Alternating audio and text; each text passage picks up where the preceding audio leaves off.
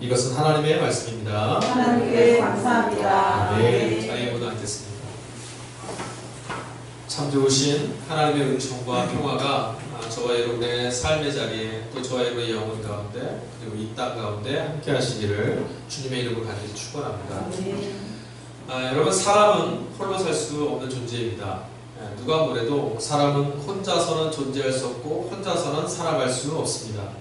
누군가의 도움을 받아야만 살 수 있고 누군가의 도움을 받아야만 하루를 또 버텨낼 수 있는 게 사람입니다. 우리는 사람이 굉장히 강인하고 능력있고 힘있다고 생각하지만 우리는 그만큼 연약한 존재임이 분명합니다. 간혹 어떤 분들은 나는 혼자 살고 싶다, 혹은 나는 혼자도 살 수 있다, 나는 정말 툭 떨어져서 혼자서 존재해보겠다, 이 세상 같이 살고 싶지 않다 말씀하시는 분도 있어요. 여러분, 그러나 우리는 애당초 혼자 살 수 없어요. 내가 농사져서 내 먹을 거 먹으면서 혼자 살 수 있지 않냐?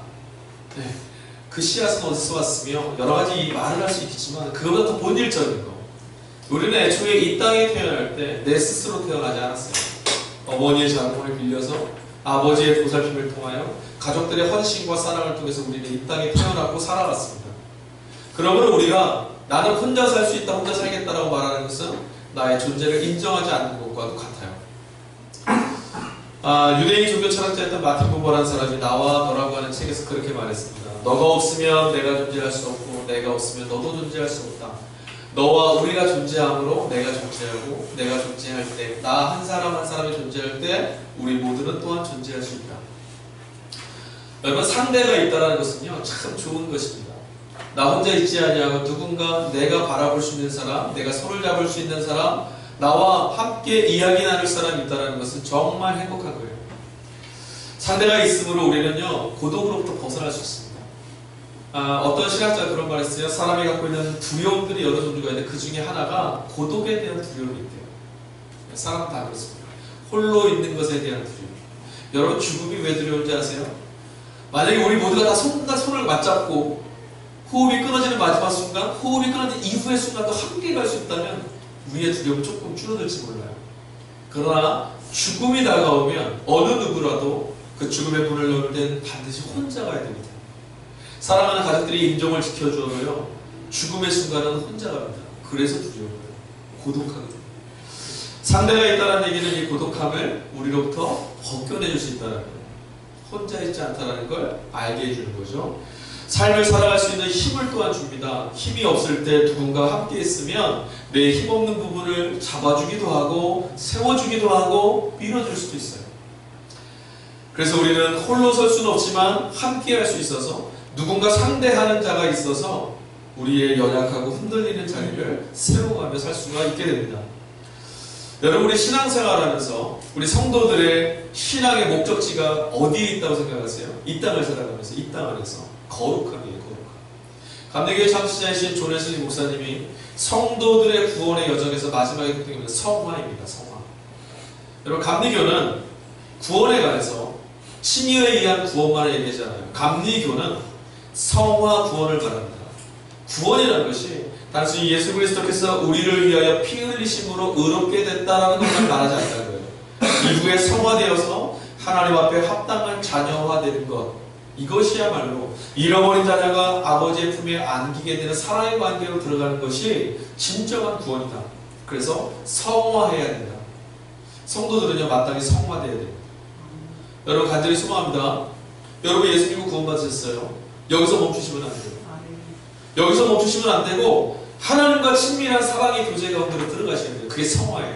그게 진정한 구원이에요. 저는 우리 성도들 모두가 성화로 나아가는 성화 구원을 늘 경험할 수 있는 매일매일을 맞이할 수 있기를 간절히 소망합니다. 여러분, 근데 이 거룩함 있지 않습니까? 성화라는 것. 이 거룩함도요 사실 우리끼리 있으면 추구할 수 없어요. 거룩함이란 말은 구별됐다라는 말이에요. 구별됐다는 말은 무언가 내가 선을 나누어서 이쪽 편에 있다는 건데, 도대체 우리는 무엇으로부터 구별되어 있습니까? 세상으로부터 구별되는 거예요. 함께하는 사람이 있기에 우리는 그것보다 더 거룩함으로 나갈 수 있어요.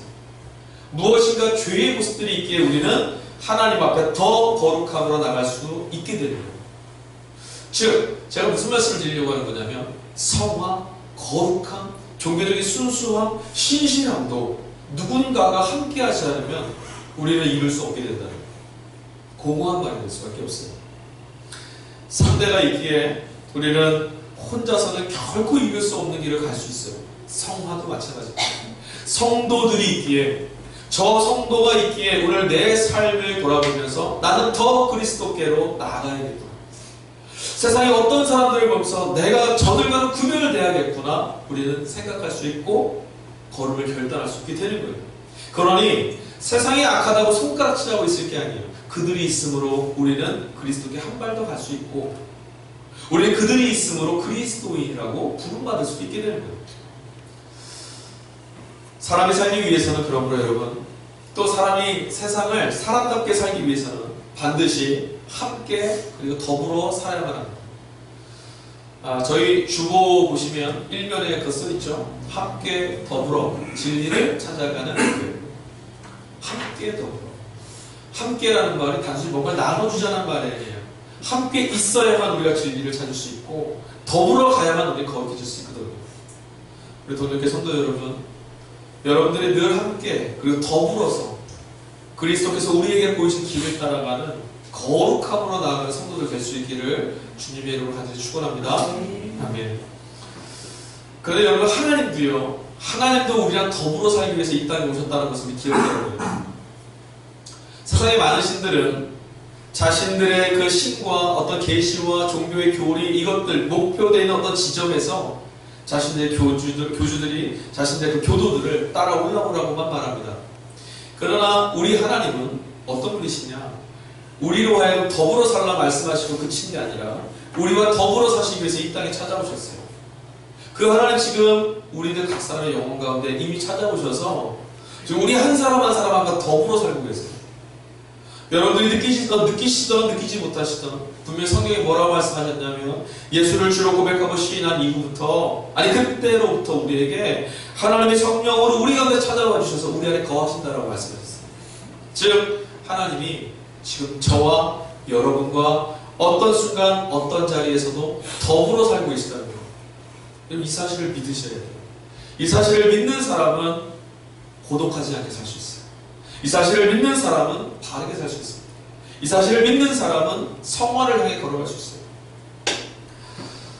하지만 여러분, 함께 더불어 산다는 것이 이렇게 좋고 이렇게 선한 것이지만 함께 더불어 있다 해서 무조건 잘 살고 옳게 사는 건 아니에요. 중요한 게 있습니다. 누구와 함께, 누구와 더불어 살게 되냐, 이것도 중요합니다. 여러분 한번 생각해 보세요.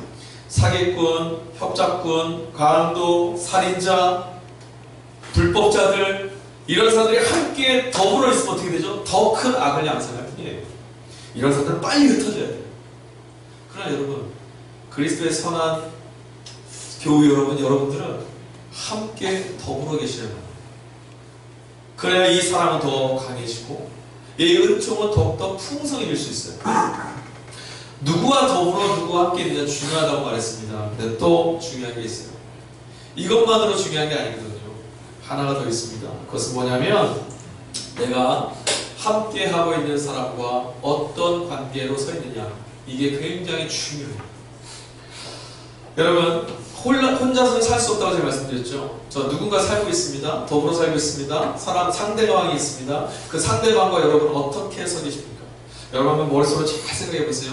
내가 가장 사랑하는 사람, 내가 제일 좋아하는 사람 생각해 보시고 내가 지금 그 사람 앞에 어떻게 서 있는가를 한번 생각해 보십시오. 자, 이런 반응이 있을 수 있습니다. 1번, 마주보고 서 있다.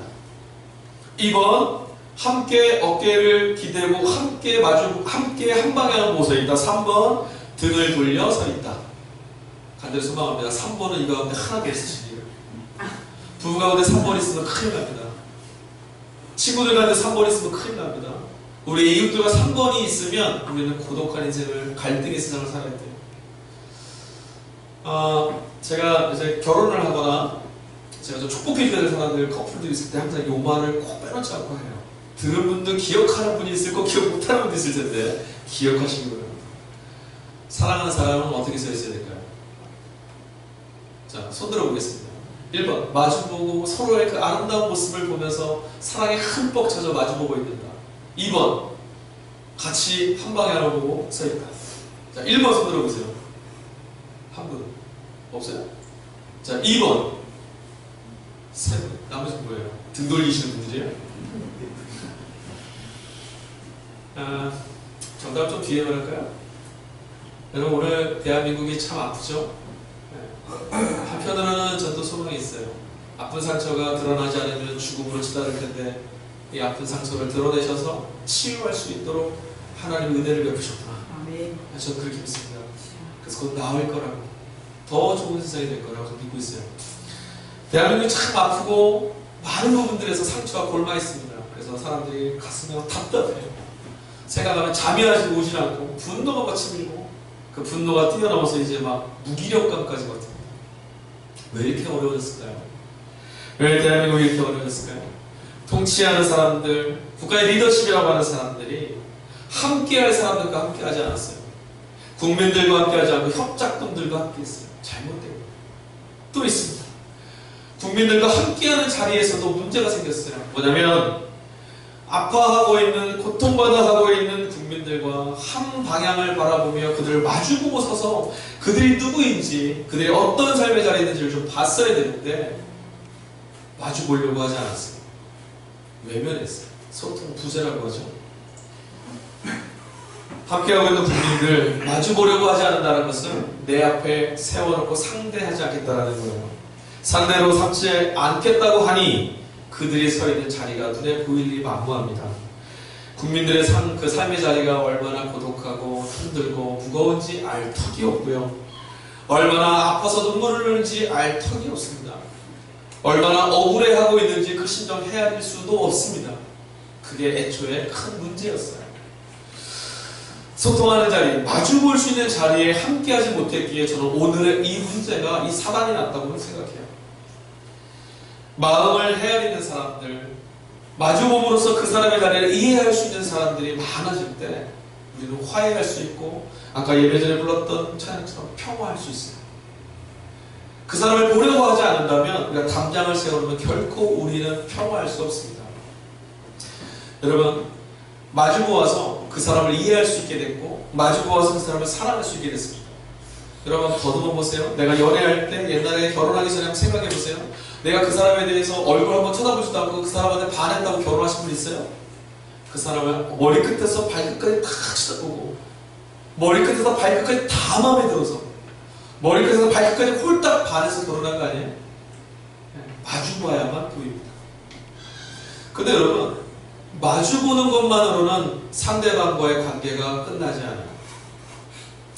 사랑하는 마음이 생기고 이해하는 마음이 생깁니다. 그 다음엔 어떻게 돼야 될까요?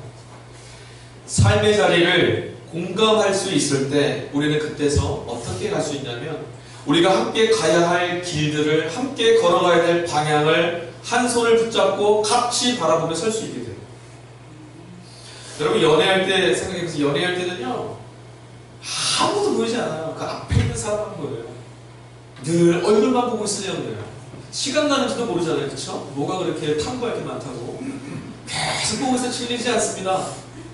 근데 그렇게만 하고 우리 살 수 있습니까? 아니요. 마주보았으면 이제 뭐 해야 되냐. 한 몸을 이루고 함께 살아갈 방향을 향해서 나가야 돼요.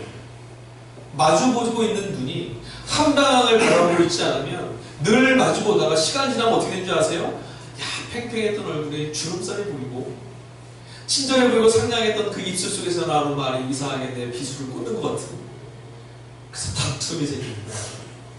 왜 그런지 아세요? 한 방향을 보고 있지 않아서 그래요. 어깨를 마주대하고 있는 사람들을 한번 생각해 보십시오. 사람들이 어깨를 이렇게 같이 기대고 있다는 것, 그 장면 한번 생각해 보세요. 힘없이 쓰러질 것 같은 사람들이 비틀비틀 간신히 서 있는데 옆에 한 사람이 다가와서 어깨를 내줍니다. 기댔습니다. 그랬더니 이제 이 한쪽 편의 사람이 또 찾아와서 나머지 어깨도 부추겨줍니다. 그러면 우리는 누구도 쓰러지지 않고 우리가 바라보고 있는 그 걸음을 향해서 계속 나갈 수 있게 돼요. 여러분, 저는 여러분들의 부부 생활이, 여러분들의 가정이, 여러분들이 함께하는 모든 공동체가, 우리 교회도 또 이 나라도 모두가 한 마음으로 한 방향을 향해서 걸어갈 수 있는 그런 사람들의 모임이 됐으면 좋겠습니다. 오늘 본문을 보면 누가가 썼던 이 복음서 안에 보면 한 장면이 나옵니다. 등장인물은 많은 사람들과 예수님, 이 두 부류의 사람이 나와요. 그 많은 사람들의 이름은 나와 있지 않습니다. 제자들인지 예수님 말씀을 들으러 온 사람들인지 아니면 예수님을 트집 잡으려고 비꼬려고 온 사람들이 그건 모르겠어요. 저는. 어쨌든 오늘 본문에서는 이렇게 말합니다. 많은 사람들. 이 많은 사람들이 있었고 예수님은 저곳에 혼자 덩그러니 계시는 것 같아요. 근데 예수님께서 이 많은 사람들이 하는 말을 들었어요. 오늘 보니까 이런 말이에요. 예루살렘 성전을 보면서 우와 대단하다. 이야 엄청나다. 대단한 성전이다. 아름답다. 이렇게 말하는 걸 예수님이 들으셨어요. 지금 예수님이 이곳에서 말씀을 들으시던 그 시대는 지금부터 2000년 전입니다. 그때 당시 지중해 연안에 그 지중해 연안에 있는 그 많은 나라들 중에 가장 아름답고 웅장한 건축물을 소유한 나라, 또 그 나라의 가장 아름다운 건축물 손꼽아 보라면 예루살렘에 있었던 성전이 반드시 꼽히게 되어 있습니다. 솔로몬이 지었던 성전이 참 아름답다라고 성경에 써있죠. 그러나 이 솔로몬 성전이 무너지고 나서 두 번의 증축을 해요. 다시 세우는데 한 번은 바벨 포로로 돌아왔을 때, 그리고 오늘 이 예수님 오시기 이전에 헤롯 대왕이 이스라엘 사람들에게 좀 잘 보이려고, 원래 이 헤롯 대왕은 이스라엘 사람이 아니에요. 이두메 사람이거든요. 이방인이었어요. 로마 황제에게 잘 보여서 황제가 됐습니다. 왕이 됐습니다. 군도왕이. 그러니까 이스라엘 사람들에게 어디나 좀 불안하고 좀 불편하고 계셨어요. 나는 정통 이스라엘이 아니니까. 그랬단 말이에요. 그래서 이스라엘 사람들 잘 보이려고 헤롯이 성전을 증축합니다. 엄청난 크기로. 역사학자들에 따르면 럭비 경기장이 그 길이가 100m거든요. 한 폭이. 근데 럭비 가로가, 그 성전의 가로가 럭비 경기장의 3배. 길이는 4배래요. 300m, 400m. 엄청나게 큰 거죠. 그리고 엄청나게 화려하고 아름다운 양식으로 지었다고 합니다. 그래서 역사가 요세푸스는 그렇게 말합니다. 헤롯 성전을 보지 않고 건축물들과 인간이 지은 가장 아름다운 것들에 대한 지식과 미에 대해서 논할 수 없다. 굉장히 아름다운 거예요. 그러니까 오늘 많은 사람들이 이 헤롯이 지었던 예루살렘 성전 밑에서 경탄하고 감탄하고 있는 건 대단히 정상적인 거예요. 여러분, 우리가요 엄청나게 높고 큰 웅장하고 아름다운 건축물 앞에 보면 이야 대단하잖아요. 그거 보려고 관광 떠나는 거 아니에요? 여행도 가고. 자, 이 사람들이 그러고 있는 걸 보시면서 예수님이 빈정이 상했어요. 본문 말씀 보니까 예수님 옆에 있으면 그래 좀 대단하다. 아름답지? 하나님의 집이야. 대단하지? 하면서 되는데 거기서 빈정상해서 한 말씀을 툭 던집니다. 뭐라고 말했냐면 이 아름답다 말하는 그들에게 너희 오늘 이것이 날이 이르면 돌 하나도 남김없이 다 무너질 것이다. 이게 무슨 촉치는 말입니까? 예수님은 하여튼 좀 죄송합니다. 어떻게 말씀드리면 신부가 좀 고약하신 것 같아요. 같이 좀 부추겨주고 편들어주고 그래 대단하지 해주면 기분 좋았을 텐데 거기다가 대놓고 말씀하시는 건 좋다고? 다 무너뜨릴 거야. 무슨 인정을 고약하신 고약이죠? 오늘 본문 말씀을 이해하려고 본문을 쭉 읽다가 보니까 여러 가지가 눈에 들어왔어요. 성전을 왜 무너뜨리겠다고 주님이 말씀하셨을까? 성전을 무너뜨리겠다고 하신 말씀은 주님이 보시기에는 이 성전이 좋지 않았다는 거겠죠? 주님이 보시기에는 뭔가가 지금 불만족스럽고 불완전해 보였다는 거겠죠? 사람들이나 예수님이나 모두 성전 앞에 있고요. 똑같은 성전을 바라보고 있습니다. 똑같은 시간에 똑같은 장소에서 똑같은 대상을 바라보고 있는데 오늘 누가는 본문 말씀에 예수님이 너희가 보는 것과 내가 보는 건 다르다라고 말씀하셨다고 말하고 있습니다. 6절 초입에 너희 보는 것이 라고 말씀하셨습니다. 그러니까 너희가 볼 때는 대단해 보일지 몰라도 내가 보니까 정말 쓸데없다. 너희가 볼 때는 어마어마하게 보일지 몰라도 내가 볼 때는 다 무너져서 지금은 돌 하나밖에 보이지 않는다. 왜 이렇게 다를까요 도대체? 왜 이렇게 주님이 보시는 것과 많은 사람들이라고 했는데 많은 사람들이 보는 게 주님 한 분하고 마음이 같지 않았을까? 사람들과 예수님의 시선은 애당초 달랐어요. 오늘 본문이 우리가 5절부터 시작을 했는데요. 그 앞에 1절부터 4절까지 유명한 카토막의 이야기가 들어있습니다. 무슨 내용인지 아십니까? 과부의 두렵던 이야기입니다. 성전 앞에 예수님이 제자들과 서 계셨어요. 성전 앞에 우리는 이제 이 앞에다가 봉헌함이 있지만 성전 입구에 봉헌함이 있어요. 괴로 되어 있는. 거기를 성전에 들어가는 사람이 성전세를 내면서 봉헌물을 내면서 들어가는 거예요. 예수님과 제자들이 성전 앞에서 이렇게 보고 있었습니다. 많은 사람들이 성전에 들어가겠죠. 많은 사람들이 들락날락하면서 성전에 봉헌을 하고 헌금을 드립니다. 근데 예수님이 어느 순간 제자들을 보면서 탁 하고 말씀하시는 거예요. 얘들아, 너희들이 봤을 때 누가 제일 하나님께 큰 것을 드렸냐? 그러니까 사람들은 막 말하는 거예요. 어떤 사람들 막 얘기합니다. 기억합니다. 제가 보니까 아까 보니까 어떤 부자가 이만큼 동전을 갖다 넣더라고요. 아니에요. 제가 보니까 기억하니까 아까 보니까 어떤 부자 청년이 와서 이만한 물수로 돌덩이를 갖다 놓더라고요. 돈덩어리를. 그 사람이 제일 많이 한 것 같아요. 아니, 이 사람이 제일 많이 한 것 같아요. 서로 막 얘기하고 있었어요. 근데 예수님이 저는 다른 말씀하시는 거예요. 얘들아, 아까 성전에 들어가던 과부 한 사람 너는 못 봤니? 봤는데요. 내가 봤을 땐 그 여인이 가장 큰 것을 하나님께 드렸다. 여기까지 판에 박힌 이야기입니다. 제자들이 깜짝 놀랐죠? 아니, 동전 몇 개 떼그라는 거 봤는데요. 그래, 2렙돈 넣었다. 내가 봤을 때 그 여인이 가장 큰 걸 드렸다. 왜죠? 그 여인이 드린 2렙돈은 그 여인에게 가장 큰 기업을 한 끼의 식사를 해야 될 자신이 가진 모든 걸 드렸어요. 자, 모든 걸 주님께 드렸다는 것도 중요하지만 그 대목 뒤에, 바로 뒤에 주님 말씀하시는 거예요. 이 성전 다 무너질 거야. 왜입니까? 사람들은요, 성전 앞에 와서 얘기했어요. 야, 대단하다. 이 성전 대단하다. 우리 이스라엘 안에 있는 하나님의 집 정말 어마어마하지 않냐? 자부심이 있었겠죠. 또 말했을 거예요. 야, 정말 아름답다. 내가 바로 이 성전에 함께하는 성도다. 내가 바로 이 성전에 예배드리는 하나님 백성이다. 뿌듯했겠죠. 주님이 이렇게 보신 거예요. 화구에 두렵던 한 끼 식사 외에는 다른 것 아무것도 없이 내일에 먹을 것을 걱정해야 되는 이 여인이 굶주림 가운데 하나님 집에 나왔습니다. 근데 너희들은 뭐 했느냐? 너희들의 예배는 무슨 의미고 너희들의 드림은 무슨 의미냐라고 지금 고발하신 거예요. 너희들이 성전에 나와서 하나님의 백성이라고 이 대단한 곳에 나와서 하나님의 백성이라고 감격함으로 예배드린 이 시간에 저 여인이 굶주림의 자리를 너희는 보지 못하겠느냐? 하나님이 이런 예배를 받으시는 거예요. 구약에서 하나님이 계속 하시는 말씀이 뭐죠? 너희들이 드리는 예물과 그 동물을 드리는 그 향기 이제 그만 맡겠다. 인애를, 제사보단 인애를 먼저 해라. 이게 하나님 말씀이잖아요. 지금 이 성전 앞에 있었던 수많은 사람들과 예수님 보시는 방향이 전혀 달랐습니다. 수많은 사람들이 성전의 의리의리한 외형을 보고 있었고 예수님은 이 성전에 들어와 예배드리는 사람들을 보고 계셨어요. 보는 방향이 전혀 달랐죠. 뿐만 아닙니다. 오늘 8절 말씀과 9절 말씀 이후에도 보니까 예수님이 이렇게 말씀하십니다. 시대의 마지막 날에 대해서 묻는 사람들에게 너희들은 하면서 8절 이렇게 말하세요. 너희들은 미혹을 받지 않도록 주의하라. 많은 사람이 내 이름으로 와서 이르되 내가 그라 하며 때가 가까이 왔다 하겠으나 너희들은 그들을 따르지 말아라. 또 9절은 이래요. 소문과 난리에 소문들이 많이 일어나지만 두려워하지 말아라. 따르지 말고 두려워하지 마라. 예수님이 왜 이렇게 말씀하셨죠? 우리는 미혹하는 자를 따르고 난리와 소문 속에서 두려워하는 사람들이라서 그래요.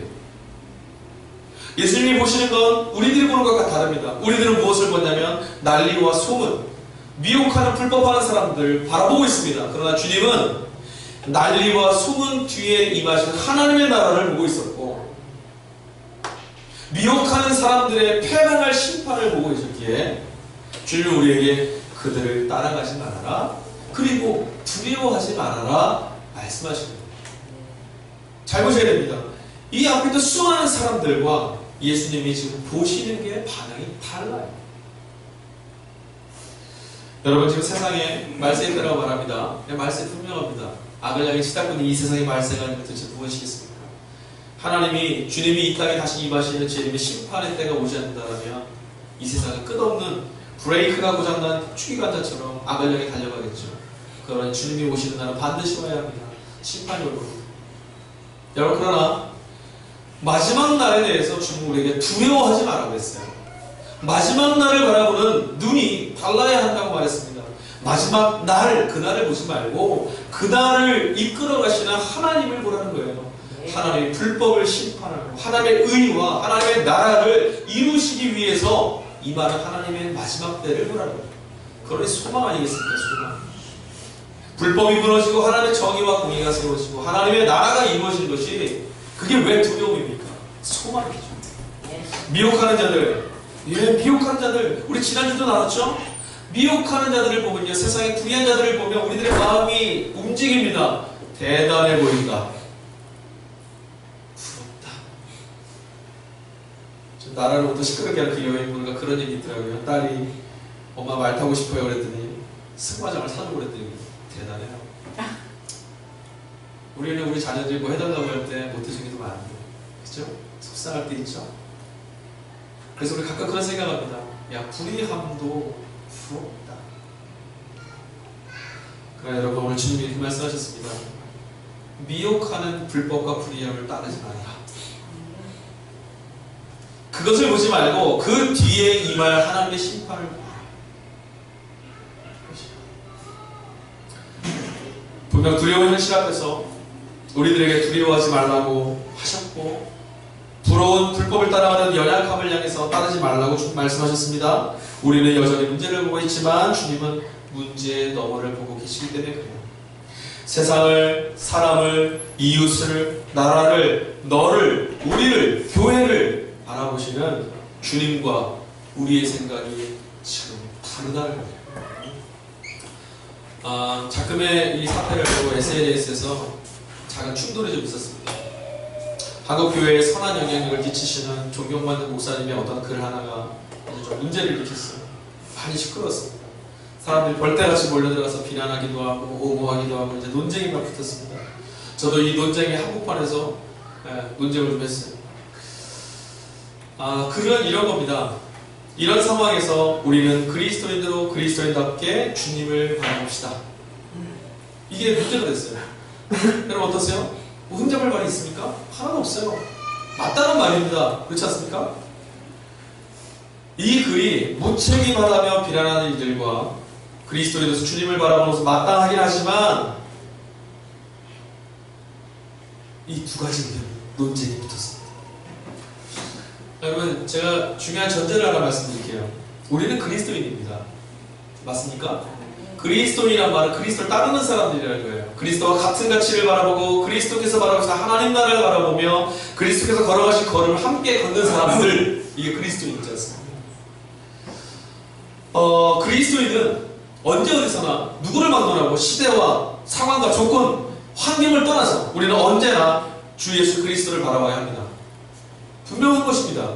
우리가 주님을 바라보지 않으면 우리 길을 놓치게 되고, 우리가 주님을 바라보지 않으면 하나님이 주시는 은혜와 은총과 권능을 잃어버려요. 우리 힘으로 갈 수 없으니까. 그러나 여러분, 주님을 바라보는 것이 단순히 내 기질이나 성격, 욕망을 다스리고 단련하여서 성숙한 그리스도인이 되겠다, 성숙한 성도가 되겠다라고 하는 그런 수준이라면 저는 그 견해를 찬성할 수가 없습니다.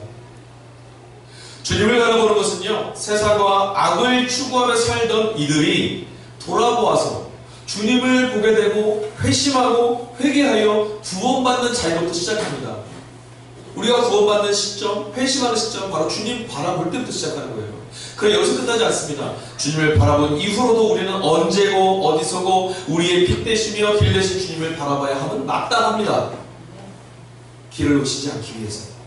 그러나 주님을 만나고 그를 믿고 그를 따르기로 결심한 이후에 우리가 주님 앞에 서 있는 모습은 바뀌어야 합니다. 삶의 방향을 그리스도를 향해서 정했던 그리스도인이라면, 세상을 살아가고 있는 그리스도인이라면 이제 우리를 향한 주님의 음성이 오라가 아니라 가라 라고 하시는 말씀을 기억해야 돼요. 주님은 우리에게 언제고 오라고만 말씀하시는 분이 아니지 않습니까? 성경은 말씀합니다. 오라, 내게로 오라. 수고하고 무거운 짐진 자들아 다 내게로 오라. 그러나 주님이 그렇게만 말씀하셨나요? 너희들은 이 세상으로 가라. 가서 내가 너희에게 가르치고 분부한 모든 것을 모든 족속에 가르쳐주고 아버지와 아들과 성령의 이름으로 세례를 주라. 이게 예수님 말씀이잖아요. 오라 그리고 가라. 예수님이 오라고 하실 때 우리는 주님의 얼굴을 마주보고 대할 수밖에 없습니다. 그러나 여러분, 예수님이 가라 하실 때 우리는 어디를 봐야 되죠? 세상을 봐야 합니다. 예수님이 서 계신 그 자리에 같이 서서 예수님이 바라보시고 있는 세상을 보는 사람만이 세상을 향해 갈 수 있어요. 그렇지 않습니까? 여러분, 저는 방법론에 대해서 말씀드린 게 아니에요. 촛불을 들고 나가는 사람이 옳고 기도하는 사람은 소극적이다. 촛불을 들고 나가는 사람은 무의미하다. 기도 한마디 순수합니다. 저는 이런 걸 말씀드리려는 게 아니에요. 여러분, 우리가 지금 주님과 같은 방향을 보고 있느냐가 중요한 거예요. 주님이 이 세상을 지금 어떻게 보고 계시겠습니까? 안타깝고 속상하고 가슴 아프게 보기 시작했어요. 불의와 불법함이 하나님의 법과 정의를 다 왜곡시키고 있는 이 땅을 보시면서 주님은 기뻐하시겠습니까? 사람들이 불법과 불의에 눌려서 고통받고 있는 이 삶의 자리를 주님이 잘하고 있다고 보시겠습니까? 상처받은 이들 억울한 사람들의 편에 주님이 저들을 그렇게 왕산하고 이 세상 괜찮다라고 하고 계시겠습니까? 어쩌면 주님은 오늘 똑같은 말씀을 하실지도 몰라요. 오늘 이 예배드리는 수많은 교회 앞에 주님은 그 교회 앞에 서셔서 내가 이 건물에 이 성전에 돌 위에 돌 하나 남지 않게 다 무너뜨리겠다. 또 그렇게 말씀하실 수도 있어요. 여러분, 저와 여러분은 기도해야 돼요. 기도해야 돼요. 저와 여러분이 기도하지 않으면 누가 이 세대를 위해서 기도하겠습니까? 저와 여러분이 이 세상을 바라보는 주님의 마음을 같이 품고 주님이 바라보시는 그 자리에 함께 한 방향을 바라보면서 기도하지 않으면 우린 그리스도인이 아니에요. 주님이 불의에 항거하실 때, 주님이 불법함을 야단치실 때 우리도 그곳에 같이 서 있지 않는다면 우리는 주님의 제자가 아니에요. 주님이 십자가에 달리셨을 때 주님이 달리신 십자가에 우리의 모습이 발견되지 아니하면 우리는 그리스도인이 아니에요. 언제까지 우리는 십자가에 달린 주님만 바라보겠습니까? 아닙니다. 세상을 바라보며 십자가에 달린 예수 그리스도와 함께 세상 앞에 서야 되는 거예요. 우리의 예배, 우리의 기도, 우리의 찬양, 그리고 여러분이 내일부터 나가서 살아가야 될 삶의 자리 곳곳에서 여러분들이 그리스도인인 이유가 바로 예수님의 그 자리에서 세상을 보기 위해서예요. 여러분, 어디를 보느냐에 따라서 목적지가 달라집니다. 어디를 보느냐에 따라서, 내가 어디를 보고 있느냐에 따라서 내가 걸어가는 목적지와 방향은 전혀 달라질 수밖에 없어요. 그리고 내가 어디를 보고 있느냐에 따라서 나라는 사람은 어떠한 사람인지의 정체성도 결정됩니다. 여러분, 주님은 어디를 보고 계십니까? 자문해 보십시오.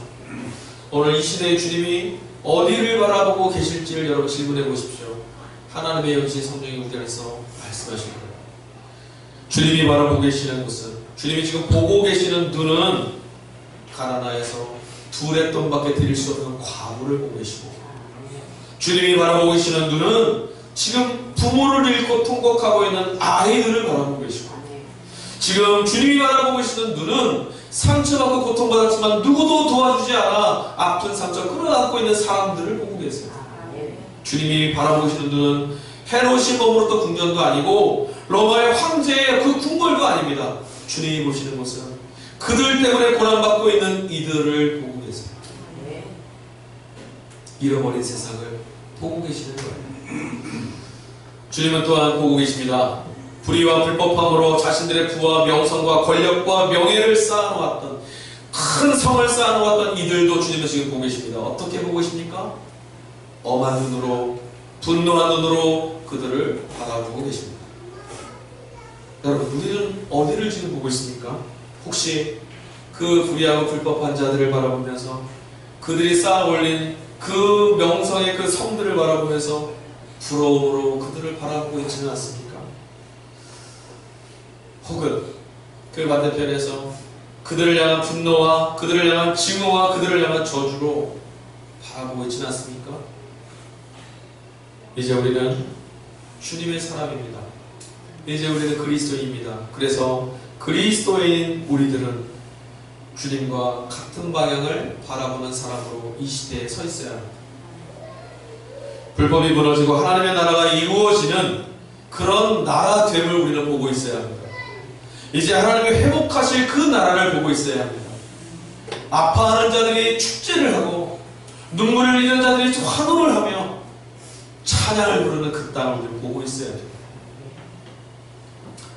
주님이 꿈꾸시던 그 나라를 바라보는 눈, 그것이 바로 꿈이고 비전이고 환상입니다. 그리고 그것이 바로 저희들의 믿음의 자리예요. 믿음은 흔들리지 않고 주님과 한 방향을 바라보며 서 있는 겁니다. 주님 홀로 서 계시는 십자가 골고다의 그 자리에 나도 그 곁에 찾아가서 주님 보고 계시는 방향으로 세상을 보고 서는 것, 이게 믿음이에요. 주님과 같은 방향을 바라보며 주님 곁을 지키고 서는 것, 이게 근데 쉽지 않습니다. 그래서 오늘 본문 말씀에 누가는 예수님의 말씀을 이렇게 전합니다. 너희들이 이것을 서는 것은 정말 어렵고 힘들다. 그러니 두려워하지 말아라. 얼마나 무서워했으면 18절 말씀 보니까 너희 머리털 하나도 상하지 않게 될 것이다. 주님 말씀하세요. 두려워하지 말아요. 환난과 소란이 일어날 거예요. 그러나 인내하라고 하십니다. 19절 말씀 같이 한번 읽어볼까요? 19절 마지막 절입니다. 함께 읽겠습니다. 시작. 너희의 인내로 너희의 영혼을 얻으리라. 아멘. 주님과 마주보고 사는 건 쉽습니다. 아무도 없는 곳에 나 혼자서 주님 보라보고 있으면 돼요. 그러나 주님과 한 방향을 바라보고 서는 건 쉽지 않습니다. 비난도 받을 수 있고 용기도 필요하고 손해도 있을 수 있습니다. 그래서 우리에게 지금 성경의 주님 모아서 인내하라, 견뎌내라, 그 너머를 바라보면서, 그게 믿음이라는 거죠. 그 믿음의 끝에 뭐가 있다죠? 너희 영혼을 얻으리라. 하나님 나라에서 발견되어지는 구원이 바로 우리 것이라는 거예요. 주님과 한 방향을 바라보면서 서기로 믿음의 길을 걷기를 결단하시는 성도 여러분, 인내합시다. 주님을 바라보면서 끝까지 올고는 진리의 길로 살아갑시다. 주님과 같은 방향을 바라보며 살아갑시다. 주님이 약속하십니다. 너희의 인내로 너희 영혼을 구할 것이다. 기도하겠습니다. 주님 감사합니다. 오늘 우리들에게 말씀 주셔서 감사합니다. 어디를 향해서 서야 되는지, 어디를 향해서 걸어가야 될지 자신이 없어서 내가 믿고 있는 것들이 진짜였는지 흔들리기 시작해서 넘어졌던 우리들이 오늘 다시금 주님의 말씀을 듣고 인내하기로 결단합니다. 주님이 바라보고 계셨던 곳을 함께 바라볼 수 있기를 소망합니다. 주님, 내가 바라보고 싶었던 것만 바라보는 그 자리가 아니라 예수께서 바라보셨던 그 땅을 바라보기를 원합니다. 그 땅 너머에 하나님이 바라보셨던, 예수님이 바라보셨던 그 하나님의 나라를 우리도 바라볼 수 있기를 소망합니다. 주여, 우리들이 함께 바라보는 그 길 넘어, 우리들의 믿음의 그 길 넘어 일하실 주님의 놀라우신 은혜를, 주님의 놀라우신 은총을 기대하오니 주님, 이 땅 가운데 임하여 주옵소서. 함께 하실 주님의 이름을 찬양합니다. 감사합니다. 거룩하신 예수님의 이름으로 기도하였습니다. 아멘. 감사합니다. 이제 우리 함께 말씀 기억하고 이제 한 주간의 삶을 향해서 또 세상으로 나가겠습니다. 우리 모두 자리에서 일어나셔서 보답의 말씀 함께 나누고 말씀을 가슴에 새긴 채 세상으로 결단하며 나가겠습니다. 보답의 말씀 함께 나누고 주님이 가르치신 기도, 찬양을 함께 나눈다 축도 예배 마치겠습니다. 여러분을 세상으로 보내겠습니다. 사랑하는 교우 여러분, 이제 평안히 돌아가십시오. 복음의 말씀을 들었으니 참 자유인답게 사십시오. 하나님을 안다는 것은 우리를 향하신 하나님의 마음을 안다는 것이요, 그 마음을 알기에 주님의 뜻을 실천하는 것입니다. 거짓과 불의의 길을 버리고 예수님이 가신 진리와 순종의 길을 따라가십시오. 아멘. 하나님을 안다 하면서도 교만한 자세를 고집하고 욕심을 따라 살아온 신앙단의 모습을 반성합니다. 이제는 예수님을 더욱 분명하게 바라보며 살겠습니다. 우리의 삶이 예수님처럼 하나님 안에서의 삶이 되도록 노력하며 살겠습니다. 주님, 우리의 동행이 되어 주십시오. 아멘. 찬양하겠습니다. 하늘에 계신 아버지,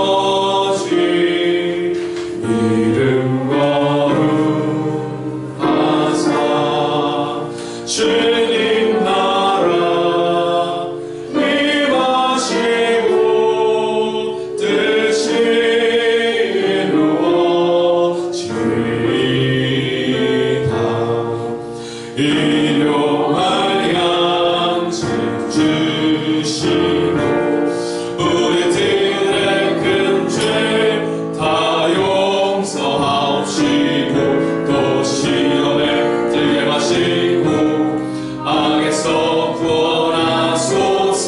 대개 주의 나라 주의 권세 주의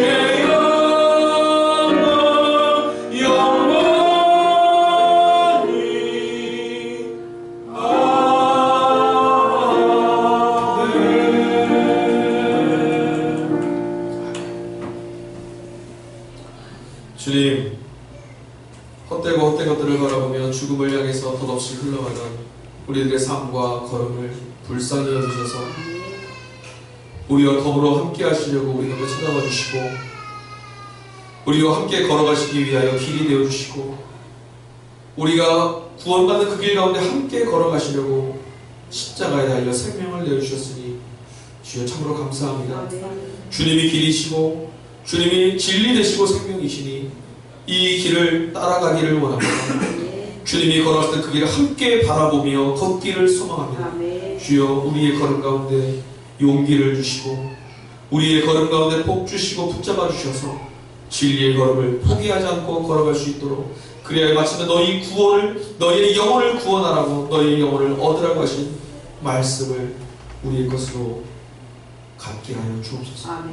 이제는 우리를 사랑하여 자신의 육체를 아낌없이 내어주신 우리 주님 예수 그리스도의 은혜와 당신의 사랑하는 아들을 찢겨질 때까지 흘릴 때까지 죽을 때까지 우리에게 내어주셔서 주님의 나라를 함께 바라볼 수 있도록 은혜 베풀어 주시는 거룩하신 하나님 아버지의 충신하신 사랑과 오늘도 우리 안에 함께 하심으로 우리 안에 더불어 살아계심으로 우리로 하여금 예수님이 하신 말씀을 기억하게 하시고 예수님이 바라보시던 하나님 나라 함께 바라보게 하시고 그 길을 걷게 우리 안에서 깨우쳐 주시고 격려하시고 지지하시는 성령 하나님의 역사하심과 교통하심을 오늘 예배를 마치고 다시금 주님이 바라보셨던 그 세상을 향해 나아가는 당신의 사랑하는 자녀들 머리머리 위에 주님의 은총이 너무나 필요한 그들의 삶의 자리 위에 오늘도 예수님의 이름을 주로 고백하며 예배드린 이 땅의 모든 교회 위에 그리고 무엇을 바라봐야 될지 알지 못하며 방황하고 있는 이 세상의 사람들 위해 영원토록 함께 하시기를 간절히 축원하옵나이다.